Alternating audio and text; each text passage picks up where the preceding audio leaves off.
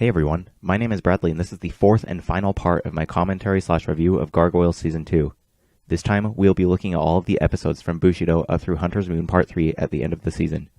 As always, I am going to be going into spoilers here, so if you have not watched these episodes, then you might not get much out of this video. With that said, let's get started. I'm going to start off this video by covering the few remaining World Tour episodes. Here in Bushido, we're going to travel to Ishimura in Japan and meet a new clan of gargoyles. The episode's best character, in my opinion, is Yama. It seems that some of the characters in Bushido are supposed to parallel existing characters. Kai is basically Japanese Goliath. Hiroshi is sort of like Elisa, and Yama could be compared to Demona. Yama collaborates with Taro to move the Ishimura clan to the theme park where he thinks the gargoyles can be introduced to the world.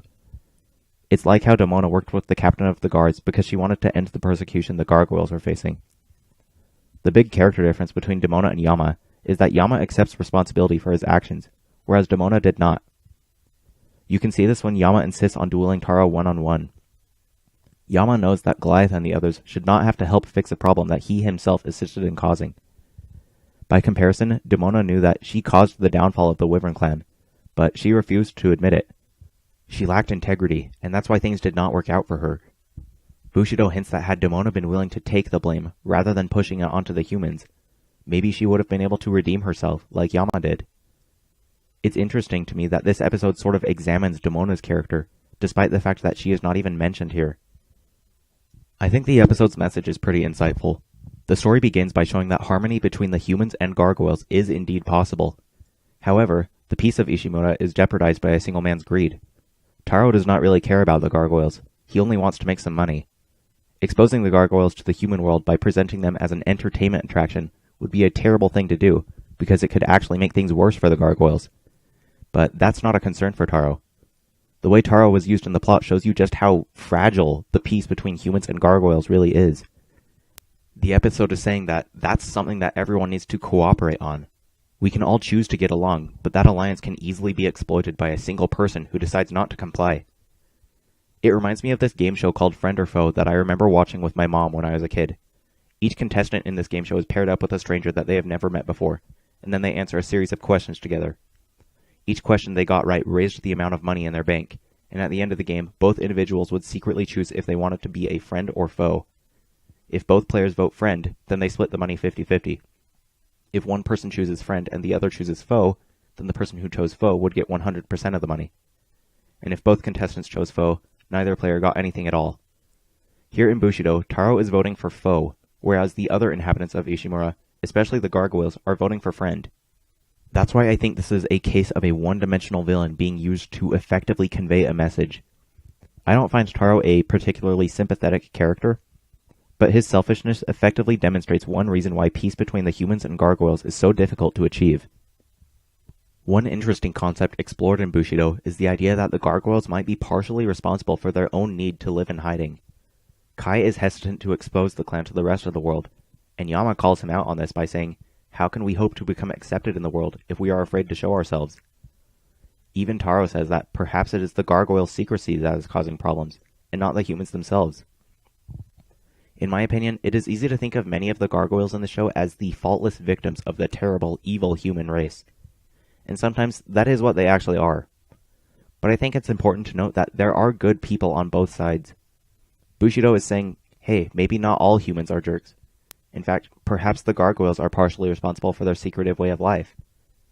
To put it simply, I think the message is that our troubles are not always someone else's fault. Sometimes we are the ones causing our own problems. Earlier I said that I thought that Taro effectively demonstrated the story's theme. However, I don't think he thought his plan through enough. One thing about Bushido that I don't understand is why Taro invited the reporters to come at dawn. Having them come at dusk would probably be a lot more impactful, because it's more exciting to see the gargoyles burst out of the stone rather than see them turn into stone. And that's not just my personal opinion. In the show itself, the human characters are more impressed when they see the gargoyles burst out of stone at dusk. You can see these sort of reactions in episodes like Eye of the Storm or even Awakening. By contrast, when the gargoyles turn into stone, people half-heartedly say, huh. So I'm not sure why Taro thought it would be better to invite the press at dawn. It's not as though his goal was to invite the press as soon as possible, because he was unsure if he could contain the gargoyles long enough.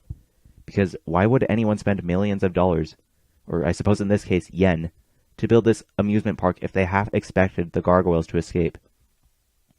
Also, I don't think Taro effectively backs up his claim that the village had begun to see the gargoyles as a burden. I thought he lacked credibility because he provided no proof to support his assertion. It's true that he's got Yama agreeing with him, but I don't think that would give much weight to his initial statement. Regardless of how much authority or credibility Yama has, he's still just a single voice in a clan made up of many gargoyles. I feel like Kai and the others have little reason to trust Taro.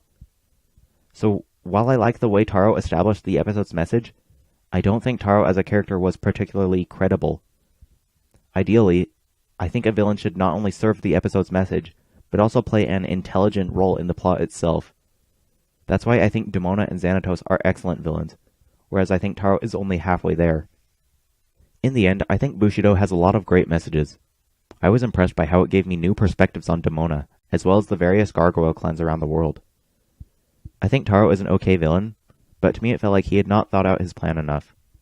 So I would not say that this is one of my favorite World Tour episodes, but I enjoy it overall. It's grown on me a lot since I first watched it. Cloudfathers is essentially the last regular World Tour episode. Here, we're going to visit Arizona and focus on some of Elisa's family. Xanatos shows up for the first time since Kingdom in this episode, so I want to talk about him first. Here, Xanatos is pretty much his usual self, and I think that's exactly what this episode needed to provide. The reason I say that is because I don't think it's a coincidence that this Xanatos episode was placed at the end of the World Tour. When you watch a TV show, I think it's important to take into account the placement of the episodes in the series. See, one of the upcoming episodes, The Gathering, is a significant turning point for Xanatos' character. I think it was important to have one last bad guy Xanatos episode in order to reinforce our understanding of the character up to this point. That way, Xanatos' change of heart in The Gathering has a bigger impact on the audience, because we have been recently reminded of his selfish side. In other words, if this episode never existed, Xanatos would go all the way from Kingdom to The Gathering without having made a single appearance. So by the time we got around to The Gathering, we would not have had any recent experiences with Xanatos to reflect on. That might undercut the significance of his major change of heart. So I think simply having one final episode with Xanatos as the bad guy strengthens the impact of The Gathering Part 1 and 2. I also like Peter's development in this episode. Peter insists that Coyote the Trickster is just some goon working for Xanatos, and that this whole conflict is a bunch of bananas. Even when he sees the Trickster vanish in a tornado, or when he comes across the Kachina dancers, Peter repeatedly brushes these events aside, finding reasons as to why Coyote is just a fictional character who can't possibly be real. Now, throughout the episode, we learn little pieces of Peter's past. Turns out, he took part in a Kachina dance himself years ago, and by doing so, he took a piece of Coyote with him. This piece of Coyote is what causes Peter to change his beliefs at the end of the episode, and as a result, saved the day. I think this plotline is an effective exploration of the theme of heritage. We learn about how taking part in cultural traditions can link us to our pasts and the ways of our ancestors. I love the idea that by playing the role of the Coyote in the dance, Peter took part of the legendary Trickster with him, thereby learning about the importance of the traditions that his father cherished. I have a couple of family members that are into theater, and it's always interesting to hear their experiences in playing the role of someone else. I have next to no acting ability, so this is not something that I have personally participated in much in my life, but I strongly believe that stories can help us learn more about ourselves and the world around us. That's a concept that I think this episode effectively explored. Peter felt like a believable and complete character because of the way he grew and changed over the course of the story. Another character in this episode that I liked was Coyote the Trickster. I think it's fun to go back and re-watch this episode because you have the whole picture in your head the second time around. The first time, we're not sure if we can trust this Coyote guy. I thought he was messing with everyone's lives just for fun, but in reality, his motives have some real meaning. Coyote has two major goals in this episode. Number one, he wants to protect his soil carving because it connects the past to the present. And number two, at the end of the episode, he says that he needed to get Peter back. At first, this line confused me. I was wondering why Coyote had to supposedly retrieve the part of him that Peter had taken. But now I think that the line is in reference to Peter himself. Coyote wanted to bring Peter back to the beliefs of his father. I love this part because it reveals that Coyote sincerely cares for Peter. Coyote helps Peter forgive himself for abandoning his father and his heritage many decades ago, which leads to an emotional graveside scene at the end of the episode. I love that even though Coyote comes across as a bit of a scoundrel, he's still capable of bonding with the people that participate in the Kachina ritual. He felt like a layered character, and I love the way he contributed to the episode's themes. If there's one thing about Cloudfathers that I think could use some improvement, it might be the animation. I hold it in the same regard as, say, The Cage or Sanctuary, in that I don't think it's a bad-looking episode per se, but I also think it could greatly benefit from just a little more polish. The lighting and colors here felt a little plain to me, and the movement seemed a bit too rigid. Again, I don't think it looks bad, but it could be better, I think. Overall, I think Cloudfathers is a tightly written episode with great characters in Peter, Xanatos, and Coyote the Trickster. I found the emotion effective, and I think that Xanatos' usage here strengthens the impact of his development in the upcoming gathering, so I find this a good episode overall. Next up is Met By Moonlight, in which the travelers return to Avalon. This is where we officially meet Oberon and Titania. In regards to the animation of this episode, I think that the shading and details are two high points. For instance, the screenshot on the left featuring Oberon doing his best gargoyle impression shows the intricacy of the episode's animation. Check out the visual detail on Oberon's white cape. The little folds in the cloth, as well as the bright outline along the edges, communicate the physical shape of the character model, for example. The same logic applies to the other two characters shown here. You can tell what the characters would look like had the show been animated in 3D, if that makes sense. You get a clear understanding of the character models. To further illustrate my point, take a quick look at this picture. The teapot on the right has a better communicated physical shape than the teapot on the left, because the shading on the right teapot is giving our brains that critical information. I'm not like an animation expert, but I cannot overstate the importance of accurate shading. It can make or break the look of an episode, because it's instrumental in helping the audience get immersed in the world of the story. When the shading is precise, it results in a seamless visual experience. But when the shading is messy or inaccurate, our brains can tell that the animation is just a series of drawings. Next, I think some of the best things about this episode are not really found within the episode itself. I would say that one of the episode's greatest strengths is the way it prepares the audience for upcoming episodes. I think it's good that the writers had the travelers return to Avalon, instead of going straight from Cloudfathers to future tense. By returning to Avalon, where the world tour started, it gives the audience a feeling of closure. I felt like the world tour had been formally concluded. And as a result, after I finished this episode, I felt like this time we were going to go back to New York. I think that setup is partially what makes the next episode so shocking. Along the same lines, I think Met By Moonlight does a great job at establishing Oberon's character. He's the main antagonist of the upcoming Gathering episodes, so I think getting the audience acquainted with Oberon beforehand was a good decision. It removes the need to establish his character in the Gathering Part 1, which leaves more time for plot development in that episode. Lastly, Met By Moonlight ends with Titania hinting that she's known Goliath for some time. Foreshadowing the reveal that Titania and Anastasia are one and the same was another smart move, I think. It's been a while since we saw Anastasia way back in Walkabout, so I think it was a good idea to secretly hint at this connection before the Gathering rolls around. It makes the actual reveal all the more exciting, because you can look back and see how the show was hinting at it in the past. Plus, this scene also establishes that Titania is capable of outsmarting Oberon, and this comes into play again in the Gathering. Basically, I think that Met By Moonlight is surprisingly effective at secretly preparing the audience for some of the upcoming episodes. It gets you acquainted with Oberon and Titania, and the fact that the characters return to Avalon makes the supposed return to New York and future tense even more overwhelming. One thing that this episode makes clear is the fact that Oberon is strong, with a capital S. Right from the first time we see him, Oberon starts demonstrating his magical powers and mastery of the terrain. A lot of the episode focuses on this fight between Oberon and the Gargoyles, but is more of a cat-and-mouse chase than a battle because of how powerful Oberon is. The Gargoyles aren't trying to win so much as they're trying to not lose. Every moment of the chase has a feeling of danger because Oberon is quickly established as one of the most powerful threats the Gargoyles have yet faced. Again, one of the purposes of this episode is to get the audience familiar with Oberon before the Gathering rolls around, and this battle serves to give us a small taste of his power. After seeing how powerful Oberon was when his abilities were limited, I was curious as to how powerful he could be at full strength. I also like the morally gray conflict of this episode. Oberon thinks that Avalon still belongs to himself, so to speak, even though he and the rest of the Third Race left it 1,000 years ago. Princess Catherine, on the other hand, says that Oberon forfeited ownership of the island when he departed from it. This is good stuff, but the part that really surprised me is the part when Tom and the others are forging the bell, and Ophelia says, "Hey, do we really have the right to do this?" Didn't we kind of take ownership of land that originally belonged to someone else? It's a brief moment, but I like that the episode takes a second to question if the protagonists here are really the good guys. It's easy to label Oberon as a bad guy in this episode, because he comes across as kind of a selfish brat. But is he really a bad guy? I like this morally gray conflict simply because I find it refreshing.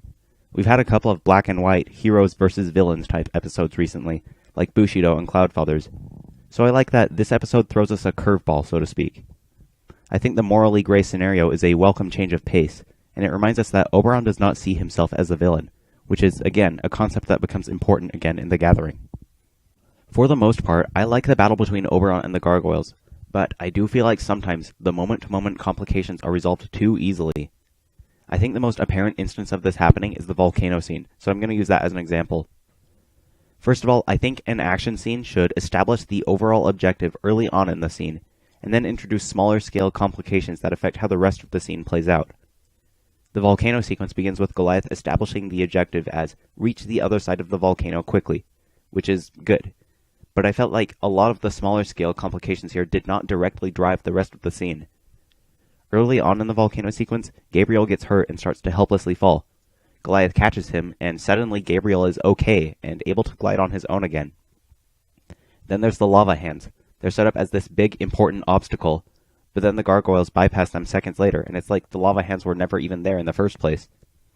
I'm not saying that I think the episode needs to wait more time before letting the characters overcome a challenge, but I do think that the little obstacles the characters face could benefit from having longer-lasting consequences. Like maybe after Gabriel takes a hit during the volcano sequence, make it so that he's unable to fight, and now Goliath has to carry him to solid ground. It would have a bigger impact on the rest of the volcano scene, because it would put pressure on Goliath as he has to get Gabriel to safety. And it would also have a greater long-term impact, because now there would only be 2 gargoyles standing up to Oberon instead of 3. Action scenes are basically stories within a story, and so I think that the moment-to-moment beats of an action scene should directly build off of each other. And I feel like several of the challenges the heroes face in this episode unfortunately function more like speed bumps that slow the characters down, rather than roadblocks that force the characters to adapt. At the end of the day, I think Met By Moonlight is a fun episode. I think it does a great job at getting the audience ready for the episodes to come, and I like the way Oberon and Titania were introduced. So I think it's a great way to close up the world tour overall. I don't need to remind you what future tense is about, because if you've seen this episode, I'm sure you remember it clearly. It's hard to decide where to start, so I suppose I'll talk about the animation first. This episode looks incredible. The amount of visual detail is breathtaking, and the shading is handled precisely. Check out the scene where Brooklyn first meets Goliath, for example. As Brooklyn walks out from the shadows, the shading on his face is remarkably accurate, which is noteworthy given the shape of his head. I also love the shiny look of all the robots and other metal objects, such as the character's armor and Hudson's sword.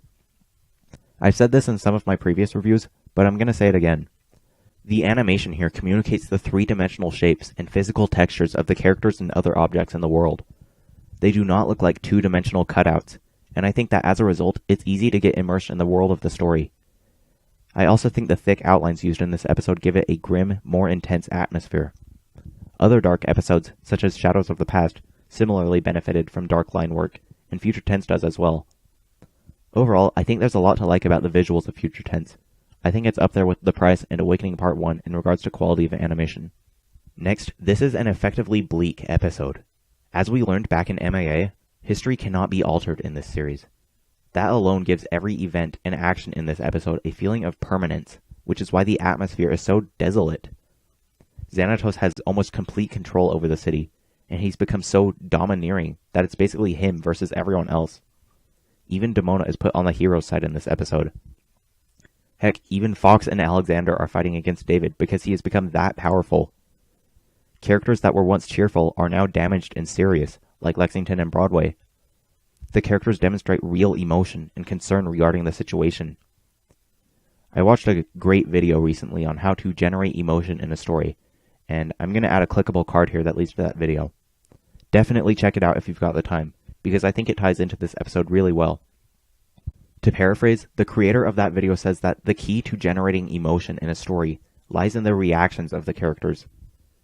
Here in Future Tense, we get several reaction shots of the characters that help us empathize with them. The characters do not just casually accept the terrible events that take place throughout the episode. Rather, they are emotionally affected by them, like us, like people. When Broadway dies, we get a close-up shot of Goliath getting teary-eyed. This helps us empathize with Goliath. He does not shrug it off and say, well, that sucks. Now on to the next plot point. On a serious note, when I think of moments in stories that get me emotional, I've noticed that the scenes that I find most touching are the ones in which the characters themselves also get emotional. Characters in a story should be emotionally engaged in the plot, so that the audience can see those characters as people. It is easier to empathize with a person that experiences joy and sadness than it is to empathize with an emotionless robot. So I'm glad that here in future tense, the characters react to important events with genuine feeling. There are very few stories that can bring me to tears, but I gotta say, my eyes were getting misty when I saw Broadway die. Even when I rewatched the episode for this review, it was really testing me. Back in my review of City of Stone, I said that an emotional scene has no effect unless the audience has formed a bond to the characters beforehand. And Future Tense exploits this principle ruthlessly. The reason I found Broadway's death more of a tearjerker than the Amir's death, for example, was because I have a closer bond to Broadway than I did the Amir. Broadway is a character that we've been with ever since the start, whereas we've really only seen the Amir in a single episode. I'm not trying to downplay the Amir at all. I think he's a great character who is written well. But the storytelling point that I'm trying to convey is that if you're wanting to kill off a likable character in your TV show or movie or book, you should try to endear that character to the audience long before that character's death scene. For instance, if you're planning to kill off your main character's best friend in the third act of your story, you should try to endear the best friend character to the audience early on. Kind of a morbid concept, but I think it's a simple matter of build-ups and payoffs. In the words of the Beatles, in the end, the love you take is equal to the love you made. At the end of the episode, it's revealed that the whole thing was just a dream that Puck created. Along the way, you can see a couple of hints that what you're seeing is not actually reality. For example, one revealing moment happens when Brooklyn asks Goliath if he still has the Phoenix Gate. However, the real Brooklyn would not know where the Phoenix Gate truly was. Another major mistake of Puck's happens early on in the episode. Matt explains that Goliath and Elisa have been gone for 40 years, but Goliath is like, I know time passes more slowly on Avalon, but something's not lining up here. And unless I'm forgetting something, which I admittedly probably am, the real Xanatos has not seen that Demona turns into a human during the day. Yet, here in future tense, he is aware of the fact that Puck cast a spell on Demona. There are several little contradictory moments like this throughout the episode. The reason I'm fine with them, however, is because the world of future tense is artificial. As we have seen in the past, the third race are not omniscient deities, and Puck is no exception. The little gaps in logic secretly reveal that Puck is the one behind the nightmare. I think this is a fun episode to rewatch because you can catch the little mistakes that Puck makes. There are also some nice visual details found here. I like that the visual designs of Xanatos' troops were based on his past projects. Some of his lackeys look like the mutates, whereas others are based on Thalog's genetic source material. Their appearances felt like designs that a totalitarian Xanatos would believably create with the technology and resources he had. And at the start of the episode, you can even see that the Steel Clan robots now feature Xanatos' signature facial hair. He's designing his robots in his own likeness. Little visual details like this convey how conceited and controlling Xanatos has become in the world of future tense. Lastly, I find it intriguing that Lexington's eyes have the same mechanical look as the Xanatos program. I think it might be a subtle foreshadowing of Lex's betrayal. Little details like these are what I think make this episode feel so complete. For a 20-minute long episode, I am amazed by how intricately designed its world is. One thing about the episode that I don't think works as well as it should is the rule that Puck is unable to take the Phoenix Gate. We all know that Oberon's children cannot directly interfere in the affairs of mortals. This is a fact that was established in, Heritage? The problem is that I find the show's definition of interference to be a bit hazy. For example, back in Eye of the Storm, it certainly felt like Odin was interfering with mortals when he turned himself into a polar bear and tried to steal the eye from Goliath. Or in The Hound of Ulster, the Banshee's goal was to prevent Rory from ever discovering who he truly was, which certainly sounds like interference to me. So here in future tense, the reveal that Puck needed Goliath to hand over the Phoenix Gate was not something that I was able to logically see coming, because in the past, Oberon's children seemed perfectly capable of interfering with mortals. I think that rule should have been established less ambiguously in previous episodes. At the end of the day, this is one of my favorite episodes of Gargoyles. I found it effectively shocking and emotional. The animation quality is insane, and the episode is full of memorable moments. I think the dark tone of this episode makes the actual return to New York in the next episode even more therapeutic. Finally, here we are at the Gathering, which we first heard about way back in The Hound of Ulster. This is when the travelers actually arrive back in New York, and we get to see a lot of familiar faces. We are also introduced to Alex here, who makes a few appearances from now on. I thought Oberon's character was demonstrated and established well here. When you watch this episode, pay close attention to the various ways Oberon bends the rules in order to get what he personally wants. For example, there's the part where Oberon gives Titania permission to take Alexander, despite the fact that the third race usually are not allowed to interfere with humans. Oberon doesn't care. He wants Alex and he wants him now. In addition to abusing his authority, Oberon also uses his magical powers to unfairly manipulate others. Like there's the part where he puts almost the entire population of Manhattan to sleep. Or there's the part where he basically uses the Jedi mind trick on that security guard. Oberon is selfish and uncaring, so I find it ironic that he has not learned the lesson that he himself wanted the third race to learn. He noticed the flaws of other people without acknowledging his own shortcomings, and I think that's one of the episode's main messages. The reason Oberon kicked the third race out of Avalon was because he wanted them to learn humility over the course of a millennium. The irony is that Oberon himself is still not very humble after all this time. It is all too easy to point out other people's arrogance, but it is difficult to recognize pride in ourselves. I also like what this episode does with Xanatos. Like in Eye of the Beholder, this is one of the rare times we get to see his vulnerable, more human side. In the past, Xanatos has proven to be a very selfish character, much like Oberon. At times, Xanatos has put other characters' lives at risk in order to achieve his own goals, and at other times, he distorted the truth in order to pit heroes against each other. Despite how uncaring Xanatos has been set up as in the past, here in The Gathering, it is revealed that even he draws the line at some point. And that's where we start to see what makes Xanatos different from Oberon.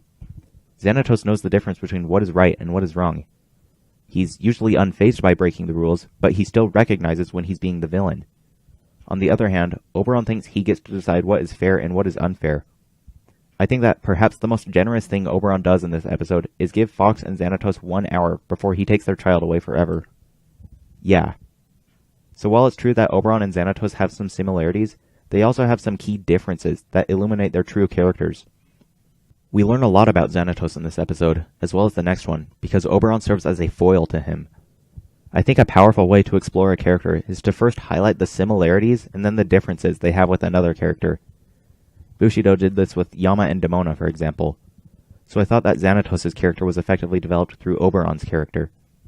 One of my favorite scenes in the episode is the part where Goliath tells Hudson and the trio that there are several gargoyle clans around the world.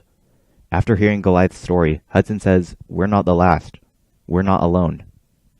I've said in the past that I think that Hudson is the most out-of-place gargoyle in New York, and I think that's why this line is so great for his character. Even Hudson considers himself to be a stranger in a strange land, so I can imagine how relieved he would feel discovering that there are others like him. Really though, who hasn't felt like the odd one out in the past?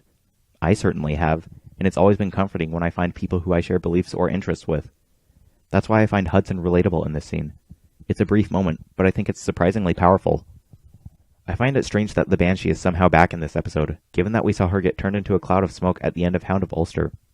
We know that the third race are immortal, but I'm not sure how one could get vaporized and still be considered alive. Maybe it's like the Banshee can regenerate and come back after a certain amount of time. I don't know. In the end, I think that The Gathering Part 1 is an excellent setup for the second half of the story. I think Oberon and Xanatos are compared and contrasted to great effect, and I'm unable to think of any major criticisms that I have here, so I think it's a great episode overall. Next is of course Part 2 of The Gathering. This is when Puck's true identity is revealed, and Xanatos reaches a turning point in his character. A lot of this episode is a single battle scene between Oberon and basically everyone else. One thing about this battle that stuck out to me when I rewatched the episode for this review was the large amount of variety to be found in it. In my review of Sentinel, I criticized the action scenes near the end of that episode because I felt that they lacked variety. I felt that the battle scenes in Sentinel revolved around a selection of individual events that were just repeated throughout the duration of the fights. As a result, the battles became stale to me. So when I was rewatching The Gathering Part 2, I enjoyed the fight a lot more than the one in Sentinel because there was more variety here. We start off with all the gargoyles fighting Godzilla Oberon. After that, we jump to Xanatos and his Iron Clan robots. Then the focus moves to Renard and his Cybots. Then we cut back to the Gargoyles again and see how they're dealing with Oberon's weaponized hair. Eventually, the fight culminates with Fox packing heat inside the Eerie building itself. The battle with Oberon in this episode progresses through distinct phases that guide the plot to its conclusion, and the variety of action keeps the battle feeling fresh. I also think that including such a large cast of characters was a good choice, given that this is a big, climactic battle that the show has been building to for a while. Oberon is facing off against a team of like 10 or 12 characters at least. Like with Anansi back in Mark of the Panther, the fact that Oberon can take on all of these powerful characters, as well as their robots, is a testament to Oberon's strength. Basically, I think the action in this episode is fun and exciting because Oberon is shown to be a powerful force to be reckoned with, and the amount of variety found in the moment-to-moment action makes the battle fun to watch. Another great aspect of this episode is the way it brings all of these characters together and puts them on the same side. It's like how back in City of Stone, Goliath and Xanatos had to work together to defeat Demona. Here in The Gathering, a similar thing happens, but now there are even more characters grouped together against a mutual enemy. In addition to Goliath and Xanatos, we've also got Renard and even Puck teaming up to take down Oberon. Even the characters themselves are amazed by how they ended up on the same side as their former rivals. Brooklyn asks Goliath why he's helping Xanatos. Petros wonders why David saved Broadway's life. And Vogel asks Renard why he's working together with his son-in-law. In a way, Oberon is like Thalog because he's so powerful that the other characters have to join forces in order to stop him. Now, right here, I'm going to add a clickable card to the video that I highly recommend clicking on. The video it leads to talks about how relativity is what makes us perceive a character as a hero or a villain. The idea is that there is a line that divides the two groups depending on how good or evil the characters are in comparison to each other. Applying that concept to Gargoyles, we could say that although Xanatos is generally a villainous character, he is a more valiant person when compared to Oberon. In this episode, we are cheering for Xanatos because he's on the hero side of the line. I think that putting a character on the other side of the line than they usually are is a great way to highlight a new and unfamiliar side of that character. In this case, Xanatos has been humbled and transformed into a different person by the end of this episode. I think that's how this show in general gets you to care for the villains. The alignment of the villains is not set in stone. They are compared to and put up against even more powerful threats. As a result, the villains are sometimes put together with the heroes. I think that's why I oftentimes like the villains in the show just as much as I like the heroes. Moving on, this is the episode in which it is revealed that Owen and Puck are one and the same. Just after this revelation is made, Puck starts explaining his backstory through a great comedy sequence. His knock-on-wood joke gets me every time. It's kind of awesome to see this guy stand up to the almighty Oberon in such a carefree and snarky way. For example, I love the part after Fox attacks Oberon with her magic powers, and Puck encourages her to do it again. I think Puck is great in this episode because his comic relief is precise and does not get in the way. Plus, it's kind of fitting that Puck puts Oberon in his place, given that Oberon is a very arrogant character who needs to be humbled. Overall, I can't think of any significant complaints that I have with The Gathering Part 2, and I don't feel the need to arbitrarily include some negatives if I can't think of any major downsides after watching and rewatching the episode. I think the action here is handled well and Xanatos' development is excellent, so I think this is another great episode overall. Vendettas is a follow-up to Shadows of the Past. In this episode, we're going to focus on Wolf and Hakon. We properly get introduced to Vinny here, though it turns out we've seen him a few times in the past. Learning about Vinny made me think about how Goliath and the others may have affected the lives of countless other individuals in previous episodes. In my review of Walkabout, I said that I like when stories give even the side characters distinct developments of their own. Vinny does this for all the background characters that we've seen over the course of the series. We get to see how a person that initially comes across as a throwaway character actually has his own side of the story. So I like that Vinny reminds us that even the generic background characters in this show are still people with lives of their own. One element of the animation here that I thought was noteworthy was the line work. I think there are some great details here, such as the notches in Hakon's battle axe, or the ridges on Hudson and Wolf's hair. I've said a couple times in the past that I think that the consistency of visual details is more important than the level of visual detail. Still, I think it is important for animation to have some detail regardless. Without little touches like the lines in a character's hair, or the contours on a character's arms, the characters would look like paper cutouts, and the character models would have an artificial and sterile appearance. Most of the animation in Vendettas is kind of underwhelming in my opinion, but I do think that the line work deserves some praise. It's always important to give credit where credit is due. Vendettas is primarily a comedy episode, which is pretty rare for Gargoyles. First, I should note that the challenge in reviewing comedic stories is that humor is completely subjective. The type of humor that makes me laugh might not make you laugh, and vice versa. That said, I'm not a big fan of a lot of the humor here. When I think of Gargoyles comedy done right, I think of The Mirror. The reason I loved the comedy in that episode was because it felt natural, and it was used to develop the characters, namely Goliath and Elisa and their romance.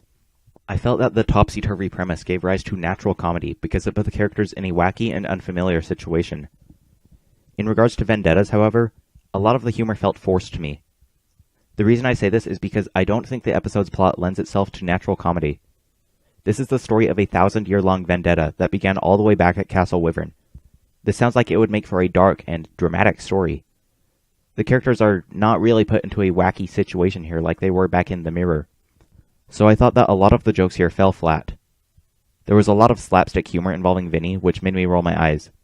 I can't get on board with the idea that someone would go to all this trouble to build a giant cream pie bazooka. And at the end of the episode, Vinny starts humming the TV show's intro music, which felt really out of place to me. It's just a reference that breaks the fourth wall for no reason other than to make a reference. I don't know if I'd even say it's a joke. Now, I should note that there were some comedy bits that did get me to laugh, like Vinny's ironic narration during his flashbacks. The banter between Wolf and Hakon is also somewhat amusing because they're both so impatient. But for the most part, the comedy here felt largely unnecessary to me.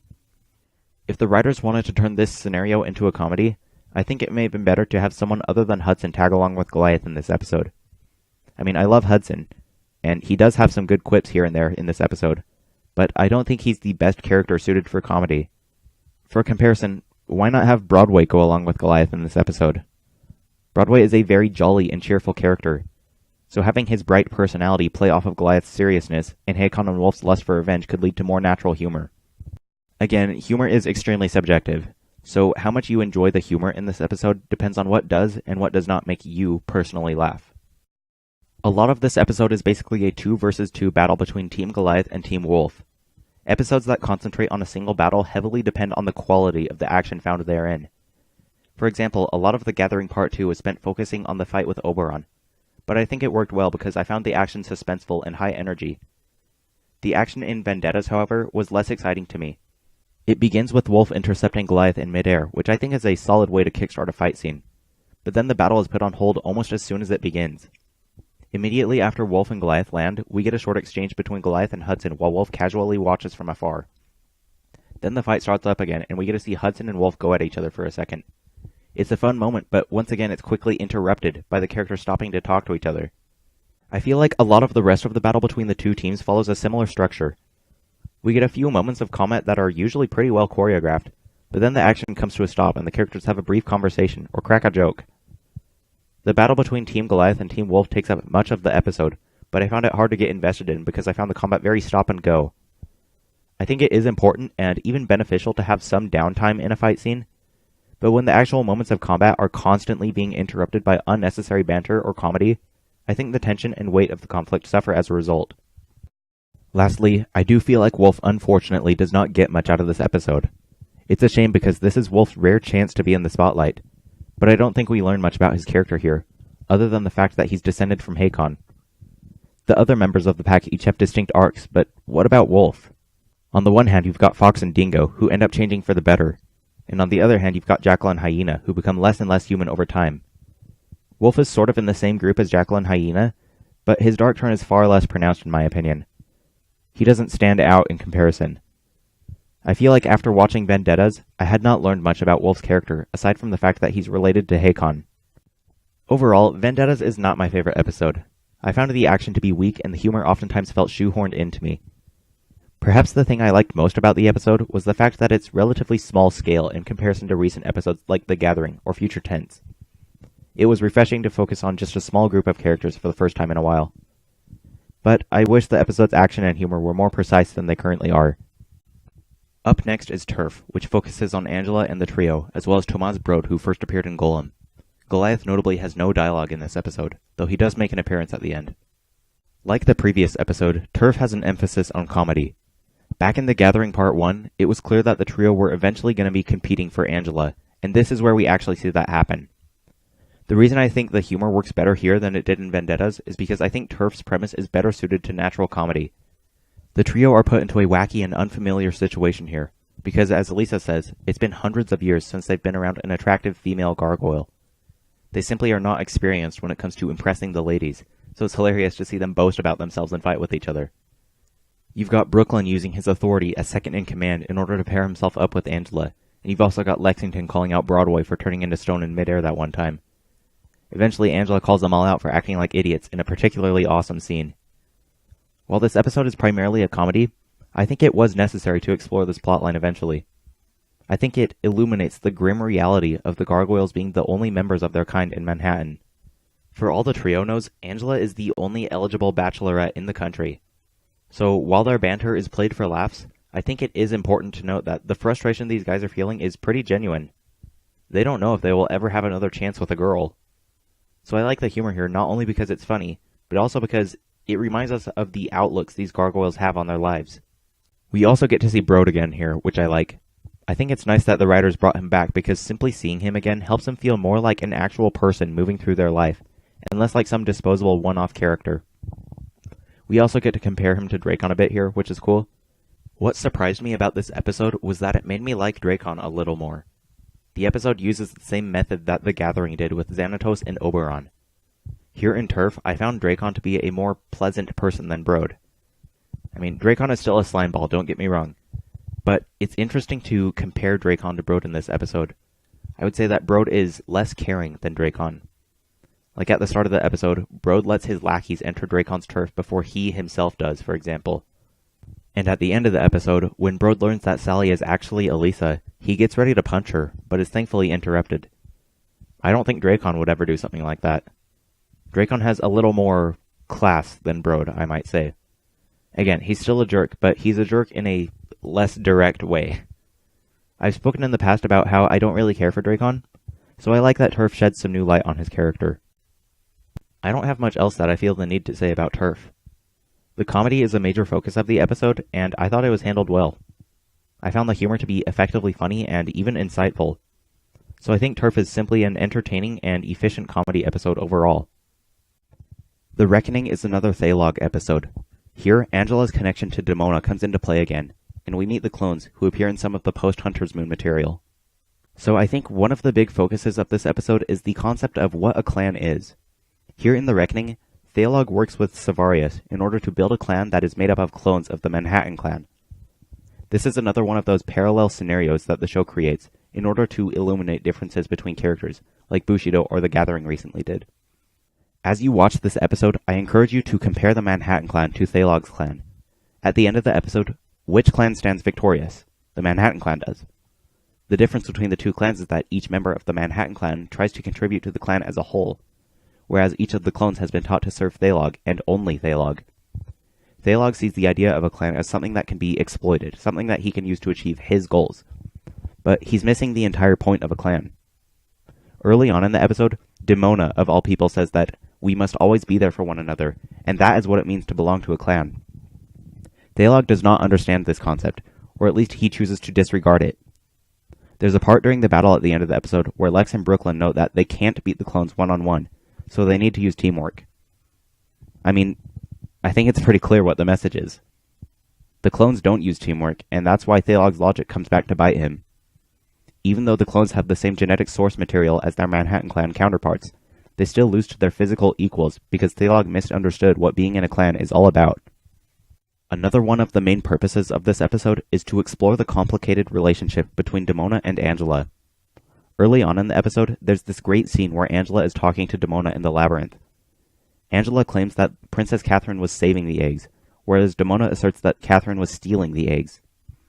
They argue about humanity for a bit before Demona explains that the purpose of a clan is to be there for one another.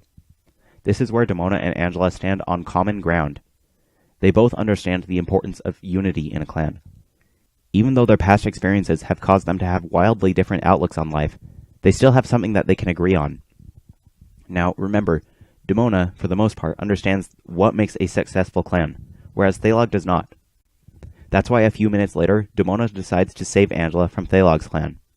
It's a very Star Wars moment. The evil parent chooses to save their child from the big bad leader. Angela is Luke Skywalker, Thalog is the Emperor, and Demona is Darth Vader. which I guess means Goliath is Padme.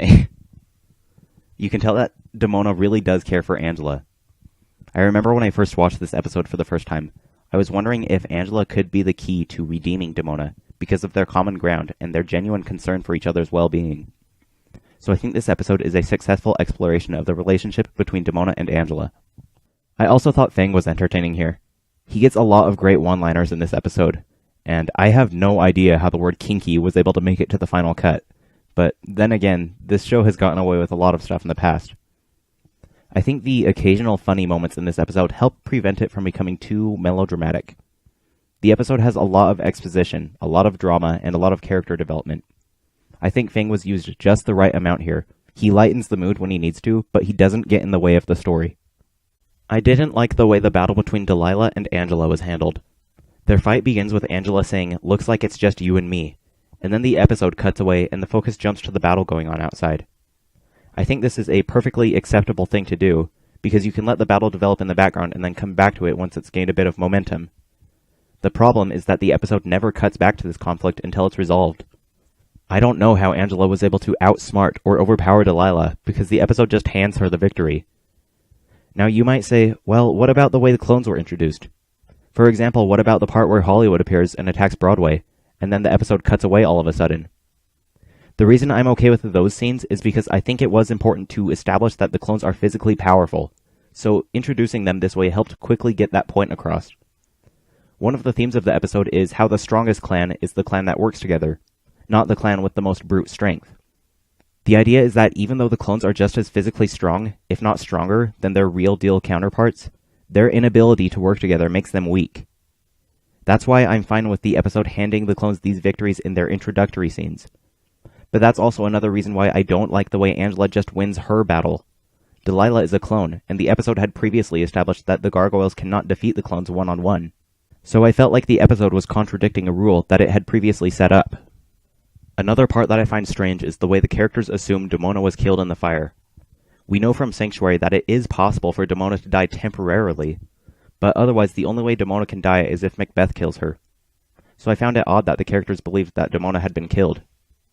At the end of the day, I think The Reckoning is a great episode. I love seeing Demona's more caring side, and I thought her interactions with Angela were effective. The large cast of characters is entertaining, and it helps explore the idea of what a clan is. So I think this is a memorable episode with a lot of great things going for it. Next is Possession, which brings back Coldstone and continues Puck's development from The Gathering Part 2. I think that one of the purposes of this episode is to reiterate Xanatos' change of heart that we saw back in The Gathering. Here in Possession, we see that Xanatos really does feel gratitude towards Goliath, and so he fixes the Coldstone dilemma in order to take some weight off the Gargoyles' shoulders. I don't think it's a coincidence that this episode was placed right before Hunter's Moon. Xanatos helps the Gargoyles out in a pretty major way in Hunter's Moon, so I think it was a good idea to have this episode showcase Xanatos as a benefactor beforehand. By reminding us of the kind of person that Xanatos has changed into, I think it helps the season finale flow more smoothly for both the audience and the characters, because we are not suspicious of Xanatos when we need to trust him the most. By that point, we had seen an example of Xanatos helping out, so we knew that we could trust him again. It's kind of like how Cloudfathers was placed at the end of the World Tour in order to bolster the significance of Xanatos' character development in The Gathering. Even though Xanatos doesn't have a whole lot of screen time here in Possession, I think it's a pretty important episode for his character. In my opinion, one of this episode's strongest points is the incredible attention to detail and continuity found in its script. Possession is a pretty demanding episode. You need to keep track of who's who and where everybody is. I think the writers did an excellent job at reminding us who is in whose body by using clever dialogue. For example, when Puck is in control of Coldstone's body near the end, he says, in Coldstone's voice, "Go for it, kid." The real Coldstone would never refer to someone as simply kid. Along the same lines, you've got the evil personality controlling Brooklyn, and you can sort of notice this because he uses a more poetic lexicon than the real Brooklyn would. And I think it's genius that Alex doesn't talk when he's controlling someone else, because Alex is just a baby who would not know how to talk. Of course, the exception is the part when he's acting as Lexington and he recites the incantation, but afterwards, Lexington points out that Alex was getting some help. I love the creative script and choice of words in this episode, because it's important for the characters to still retain their personalities when they are possessing someone else's body. So next time you watch Possession, I encourage you to pay close attention to the dialogue. It's fun to think about the impression that someone's personality leaves on you when it's coming from the appearance of someone else. In addition to the script, I think this episode also has great voice acting. For example, at the beginning of the episode, you can tell that Goliath sounds a little different than usual. He sounds more energetic, which makes sense because he's actually Puck in disguise. Even though we are still hearing Keith David's voice, you can tell that it's not Goliath that's talking. I also want to give props to Bill Fagerbakke, the voice of Broadway. In this episode, the main Coldstone personality, also known as Othello behind the scenes, is in control of Broadway's body. Now, as we all know, Broadway is a pretty cheerful, happy-go-lucky character. So I was blown away by how his voice actor was able to convincingly communicate the solemn and reserved disposition of Othello, while still using Broadway's goofy voice. I am not an actor, but I'm pretty impressed that the voice actors in this episode were able to believably act as a character acting as another character. As I said a moment ago, it's important to preserve a character's personality when they are possessing someone else. I thought that the expressive animation of this episode helped me keep track of who and where everyone was. For example, when Alex is posing as Hudson early on in the episode, he expresses a childlike wonder, which is appropriate for his character. And then you've got Puck acting as Coldstone, so he oftentimes grins in a sneaky way or breaks out into laughter. The expressive character models in this episode helped me keep the story straight in my mind. As I said back in Walkabout, I think that animators should focus on making sure that the animation does not get in the way of the story. Here in Possession, the animation takes it a step further and actively helps the audience keep track of the story. I also liked the way the evil Coldstone personality, also known as Iago, was used here. He's basically the episode's villain, and I think he's a pretty good one too. As we saw back in High Noon, Othello has a tendency to want to hide from his troubles. Here in Possession, Iago exploits this character trait, with the goal being to remain in a physical body without anyone knowing he was there in the first place. Iago, acting as Brooklyn, convinces everyone that the only way to defeat the evil personality is to destroy Coldstone's body. His devious plan hinges on Othello, so Iago attacks Othello's greatest weakness. I'm going to add another clickable card to the corner of the video right about now that leads to a video by Lessons from the Screenplay. It's an examination of what makes a great antagonist, and I definitely recommend checking it out if you've got the time. One of the points made in said video is that a villain that exploits the hero's greatest weakness is a powerful villain. Here in Possession, Iago uses that. He works to bend the truth and exploit the heroes in order to achieve his own goals. This is another episode that I don't have any major criticisms of. I think Possession is handled with incredible skill, and I would say that I think it's up there with the likes of City of Stone and the Avalon trilogy in regards to precision of writing. It's probably one of my favorite episodes to go back to. It's the beginning of the end here in Hunter's Moon Part 1. In this episode, we're introduced to Jason, Robin, and John Canmore. I like the action scenes in this episode. In stories, action scenes can be used to develop characters and establish thematic concepts. In other words, I think that the best action scenes are about more than just two sides trying to kill each other. And I think that the fight scenes in Hunter's Moon do that really well. The episode begins with Elisa and the Gargoyles stopping some thugs on the train. It's not just a fun action sequence. The scene is also reiterating what normal life is like for the Gargoyles. We see them working together with Elisa in order to fight crime, but the people they save are ungrateful. In fact, the people on the train seem to be more afraid of the Gargoyles than they were of the criminals. In response to this, Brooklyn casually says, "We've still got a PR problem." And this line demonstrates that he and the rest of the clan have grown accustomed to such reception. The entire sequence is a summation of what daily life has been like for the Gargoyles ever since they met Elisa. I think it was important to reiterate this because here in Hunter's Moon, the Gargoyles end up being forced into a new lifestyle. Starting the episode off with this scene helps guide the audience from point A to point B, so to speak. It's like crouching before you jump in order to get more height. The other action scenes in this episode are similarly more than just exciting battles. For example, the car chase sequence establishes Jason's fighting expertise and sets up Elisa's feelings for him. And the battle with the Canmores at the end of the episode gets us acquainted with the three hunters, as well as why they are visiting Manhattan in the first place. I could go on, but the point that I'm trying to make is that the best action scenes are more than just cool. Action scenes can be used as tools to advance characters and express ideas. So next time you're watching an action scene in a movie or a TV show, pay close attention to not just the choreography of the battle, but also the literary significance of it as well. If you're interested in exploring this concept a little more, I'm going to throw in another clickable card right here that talks about how action scenes should be used in a story. Definitely check it out sometime. I also like the ending of this episode. The ending scene is only like 30 seconds long, but I think it's a powerful way to lead into the second act of the story. For starters, the cliffhanger sets up a powerful dilemma. Angela has been seriously injured, but Dawn is hours away. I think one reason why this cliffhanger is so intense, aside from the obvious, is because earlier on in the episode, another gargoyle was injured, but it was not anything to worry about because the injury was smaller, and the sun rose not long after. By contrast, I think Angela's injury feels especially urgent, because it's basically a worst-case scenario in comparison to Brooklyn's injury. Angela suffers a far more damaging wound than Brooklyn does, and she has to hold out for several more hours. I think if Brooklyn had not been hurt early on in the episode, this ending would not be as urgent as it currently is. Another thing that I love about the ending is Goliath's dark turn. Goliath does have a bit of a temper, but it takes a lot to drive him to kill. Remember how in The Price, Goliath thought Hudson had been killed, and as a result he tried to kill Macbeth? Think about how much more angry Goliath is here, when his own daughter's life is on the line. It's also worth noting that Goliath is very much aware of his desires to kill. In The Price, Goliath's desire to kill came in the heat of a battle. It all happened so fast that he didn't really have time to gather his thoughts and plan out his actions. By contrast, here Goliath decides to kill the hunters, but he makes this vow outside of combat. I thought it was a shocking change of heart that resulted in a powerful ending. In regards to criticisms that I have with this episode, I think the animation could use a little polish. There were a couple of scenes where I thought the shading was moving around back and forth when it did not need to.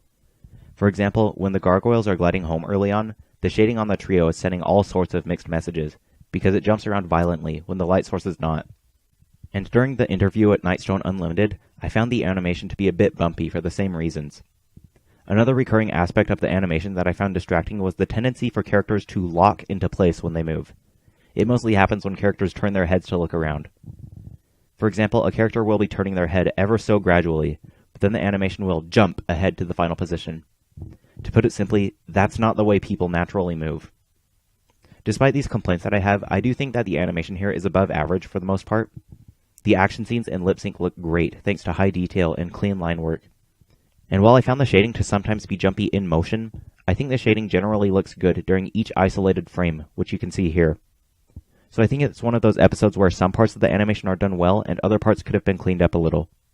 One nitpick that I have with this episode occurs when the trio are fighting Demona outside of the warehouse.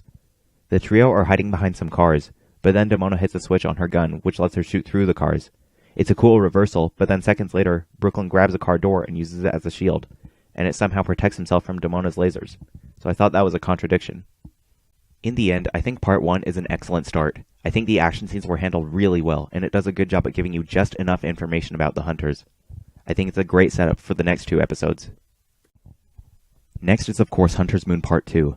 This part of the trilogy focuses a little more on Demona, and continues Goliath's dark turn from the end of the previous episode. One technique that I think this episode, as well as the rest of Hunter's Moon, uses to great effect is testing the character's critical weaknesses. For starters, let's consider Goliath. I think Goliath's temper is one of his greatest weaknesses. As we saw in the previous episode, Goliath was determined to kill the hunters after they hurt Angela. Goliath was consumed by his anger, which results in him doing some pretty un-Goliath things. In part 2, Goliath has dealt another major blow when he sees Elisa and Jason together. This drives him to recklessly take the fight to the hunters only a few minutes later. Goliath has transformed into a completely different person as a result of all the pressure that has been placed on his greatest weakness. He's become reckless and vengeful like Demona. In fact, at one part, Demona notes that perhaps she and Goliath are not so different after all. One of my favorite shots in the episode is the one you can see here. Goliath and Demona attack John and Robin simultaneously, and in pretty much the same way. I see it as a visual suggestion that Goliath has, in a way, become Demona. I think the reason all of this is important is because the episode is setting up another one of those parallel character scenarios. It's putting these two opposite characters together so that in the next episode, their differences will shine through when it matters most. You can also see how other parts of this episode put pressure on the weaknesses of the other characters. The hunters deliberately attract attention by cruising around the city, because they know that Demona will not be able to resist getting revenge. And Elisa asks out Jason because she thinks that it's going to be impossible to get anywhere with Goliath. Elisa is a human stuck between two worlds, and the episode is pressuring her to make a decision. In my review of Possession, I referenced a video that said that a good villain will attack the hero's greatest weakness. In that video, the creator also says that choices reveal a character's true nature. I think that Hunter's Moon uses that concept powerfully by forcing its characters to make choices. When you watch any movie or TV show, pay close attention to how the characters are pressured into making decisions, and think about what those decisions say about those characters. I also like the visuals of this episode. I thought the animation looked good thanks to the smooth movement, accurate lip sync, and steady shading. The episode also does some other neat things with the visuals, such as the shot that I mentioned earlier. I also like that a couple times during the episode, Lex and Brooklyn exchange concerned looks in response to Goliath's monstrous behavior. The episode is not just leaving the audience to interpret Goliath's actions. Instead, we're shown that even the other characters think Goliath is acting weird. The episode itself is telling us through these character expressions that Goliath is acting like a monster. It's the same sort of thing that Future Tense invoked by deliberately showing the characters reacting to the situation. One last visual touch that impressed me happens when Goliath and Demona first attack John and Robin. The Gargoyles jump at the hunters and they get surprisingly close. For a split second I was thinking, oh come on, are the hunters really just going to stand there and let the Gargoyles attack them? But then, at the last second, the hunters pull the trigger and start firing lasers. It caught me off guard because, to put it simply, what actually happened was different from what I expected to happen. It shows that the hunters are not bumbling idiots. Instead, they are powerful fighters who have trained for a situation like this. It reinforced my understanding of the strength of the hunters. I don't know if that's the effect the animators were going for, but it was a memorable moment for me. Another particular scene that I really like in this episode is the part where Robin and Jason decide to destroy the clock tower. I mean, I think it's sad to see this place that I've grown to love get blown up, but I was impressed by how they built up to that moment. There's a lot of back and forth reversals between John and his siblings. For instance, John says, "Don't blow the place up, there's people in there." And Robin replies, "Well, we can make it a surgical strike." John says, "Okay, but then why can't we just go in there during the day?" And Robin argues that the Gargoyles might not even be there during the day, because what if Demona shared her means of immortality with them? For every interjection John has, Robin or Jason has a counter. The end result is this tense roller coaster of emotions. When I first watched this scene, I was thinking, crap, they're going to blow up the clock tower. Oh, thank goodness they can't argue with what John said. Wait, no, they're still going to do it. Oh, okay, good, John just made another excellent point. Wait, no, they're actually going to do it. The back and forth conversation between John and his siblings kept me guessing all the way to the end.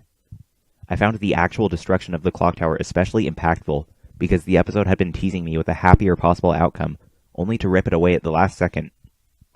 The main thing about part 2 that I don't like is probably the part where Elisa happens to show up at the clock tower just before Angela needs her.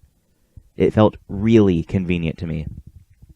I think this feeling of coincidence could have been avoided by having Elisa already be at the clock tower at the start of the episode, and at the end of the previous episode, you could have Goliath tell Hudson or one of the trio to go get Elisa. The idea would be that Elisa would have arrived at the clock tower between part 1 and part 2, thereby removing the need to introduce her to the scene right before she's needed. At the end of the day, I think part 2 is another awesome episode. I love seeing Goliath be brought down to the same level as Demona, and I thought the script was clever. I think it's another strong episode in terms of both storytelling and visuals, so it's a great second act overall. Here we are at the grand finale in Hunter's Moon Part 3. First of all, I think this is another episode with great animation. I love the look of the action scenes in this episode. The pacing is rapid fire, and there's a lot of close-up camera shots, so it felt vaguely anime to me. I also love the little visual details throughout the episode, like the electricity and the shards of glass you can see in the middle screenshot.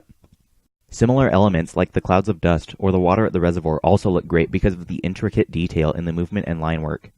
Lip sync is also spot on, the movement is smooth, and the scenery looks great. I think it's a very pretty episode to look at, and I think it's one of the best animated in the season. I think some of the major concepts of Hunter's Moon, as well as the rest of the show in general, include family and our knee-jerk impulse for revenge when the people we love are hurt. Throughout the series, we've seen lots of scenarios in which characters have wanted to avenge their loved ones. For instance, Demona tried to end the persecution of her people at Castle Wyvern. Elisa wanted to get back at Xanatos for turning Derek into a mutate. Una and Leo imprisoned Goliath's friends because the two believed that Goliath led Griff to his demise. I mean, there's a lot more that we could list. These are just a handful of examples. Hunter's Moon brings this concept into the spotlight again. We're shown how a person can be completely transformed if one of their loved ones gets hurt. For example, Goliath turned into a monster after Angela was injured in part 1. And then there's the 3 hunters who dedicate their lives to avenging their father. In regards to Part 3 specifically, I love how this concept is explored through John's character. In the previous episodes, John has proven to be a bit more level-headed than the other Canmores. He argues that the Manhattan Clan might not be evil, and so there's no need to get them involved. And here in Part 3, John even tries to cover up their survival after the clock tower is destroyed. I was expecting him to redeem himself, and to put an end to this whole conflict. But after John sees Jason fall off of the waterfall, John turns into a vengeful monster like Goliath did. I think the episode is trying to demonstrate how far-reaching the temptation of revenge is.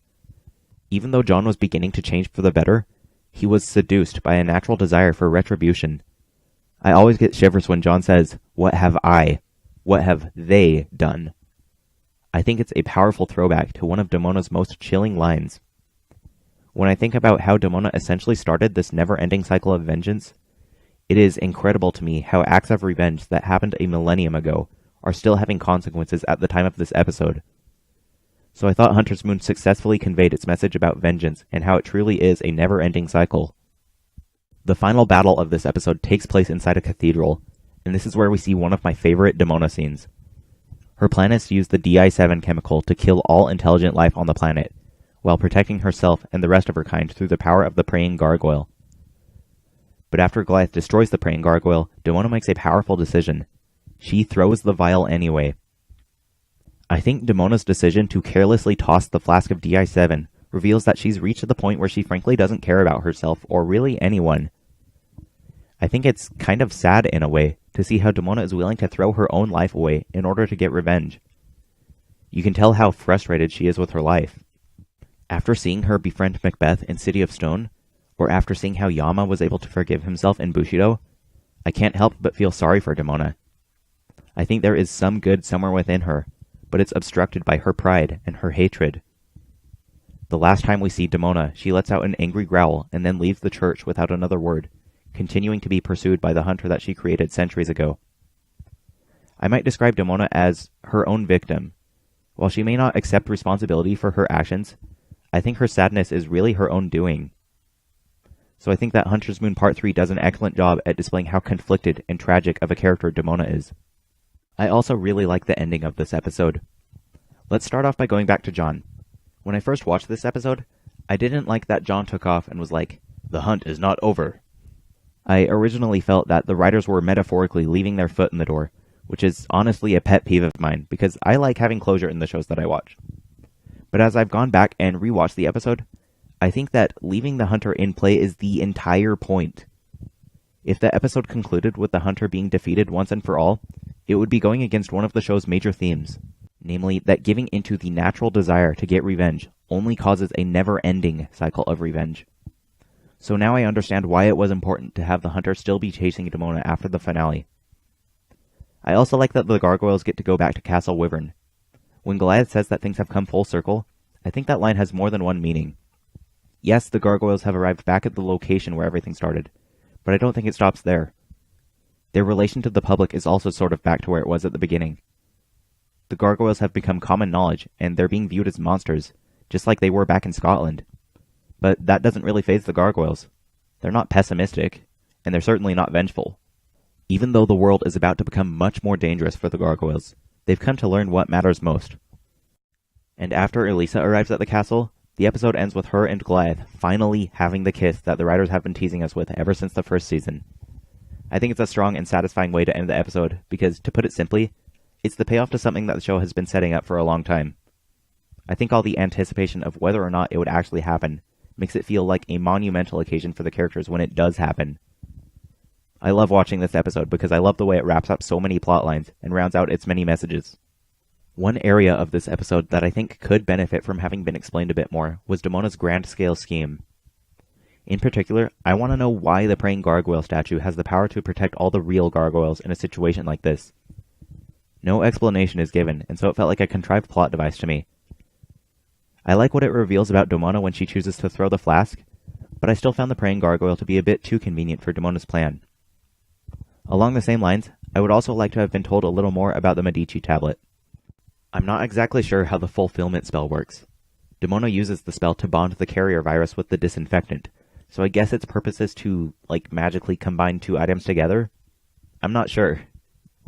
It's another part of Operation Clean Slate that I felt was kind of plot device-y. So I would have liked for this episode, or even the other Hunter's Moon episodes, to have given me a little more insight into these individual components. Overall, I think Hunter's Moon Part 3 is a fantastic finale. I think the themes of revenge and family were communicated with power and clarity, and the ending is both heartwarming and bittersweet.